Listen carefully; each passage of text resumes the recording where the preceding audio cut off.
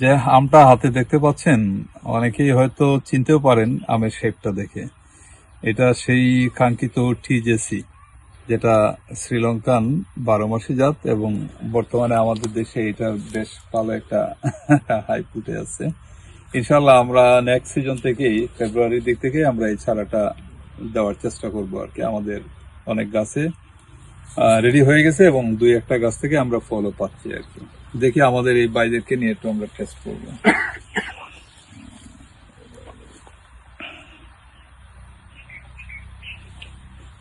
বেশি হয়ে গেছে।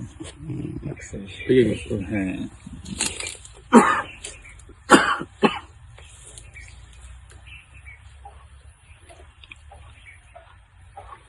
স্মেল ভালো। Thank you. এবার তো অনেক আমিও পাচ্ছি, কাটতেছি। হ্যাঁ,